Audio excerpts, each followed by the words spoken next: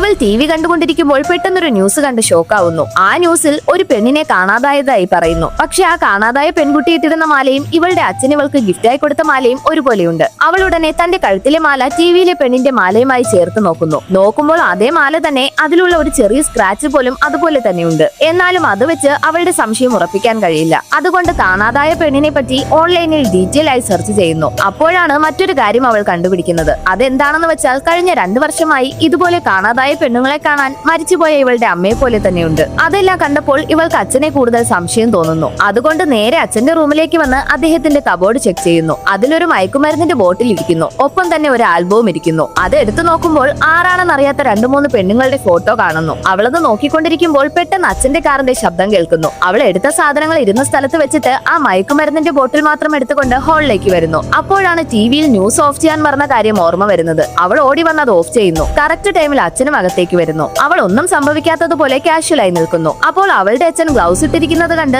എന്തിനാണ് ഗ്ലൗസ് ഇട്ടിരിക്കുന്നതെന്ന് ചോദിക്കുന്നു. അദ്ദേഹം കാറിന്റെ AC-ക്ക് തണുപ്പ് കൂടുതലായിരുന്നെന്ന് പറയുന്നു. അന്ന് രാത്രി അവർ രണ്ടുപേരും ഇരുന്ന് TV കണ്ടുകൊണ്ടിരിക്കുന്നു. ഇവൾക്ക് ഇത്രയും നാൾ അച്ഛനോടുണ്ടായിരുന്ന സ്നേഹം നഷ്ടമായി മറ്റേതോ ഒരാൾക്കൊപ്പം ഇരിക്കുന്നത് പോലെ പേടി തോന്നുന്നു. അപ്പോൾ കഴിച്ചുകൊണ്ടിരുന്ന പ്ലേറ്റ് തറയിൽ വീണ് പൊട്ടുന്നു. അത് എടുക്കാൻ ശ്രമിക്കുമ്പോൾ അവളുടെ കൈ മുറിയുന്നു. അത് കണ്ട് അച്ഛൻ പാനിക്കായി ബാൻഡേഡ് ചുറ്റി കൊടുക്കുന്നു. അദ്ദേഹത്തിന്റെ പെരുമാറ്റം കാണുമ്പോൾ താൻ അച്ഛനെ തെറ്റിദ്ധരിച്ചതാണോ എന്ന് അവൾക്ക് തന്നെ സംശയം തോന്നുന്നു. അന്ന് രാത്രി അവൾ ഉറങ്ങിക്കഴിഞ്ഞതും അച്ഛൻ തട്ടിൻപുറത്തേക്കുള്ള ഏണി നിവർത്തുന്ന ശബ്ദം കേൾക്കുന്നു. പിറ്റേ ദിവസം അദ്ദേഹം പുറത്തേക്ക് പോകുമ്പോൾ അവൾ തട്ടിൻപുറത്ത് കയറി നോക്കുമ്പോൾ ഇത്രയും നാൾ കാണാതായ എല്ലാ പെൺകുട്ടികളുടെയും ജ്വല്ലറീസ് ഒരു ബോക്സിൽ ഇട്ട് വെച്ചിരിക്കുന്നു. അപ്പോഴാണ് തന്റെ അച്ഛൻ ഒരു മോശമായ ആളാണെന്ന് അവൾ മനസ്സിലാക്കുന്നത്. ക്ലൈമാക്സിൽ ഇവൾ എല്ലാം മനസ്സിലാക്കിയത് കൊണ്ട് അച്ഛൻ അവളെ കൊല്ലാൻ ശ്രമിക്കുന്നു. എന്നാൽ അവൾ അയാളെ കൊന്നിട്ട് അവിടെ നിന്ന് രക്ഷപ്പെടുന്നു.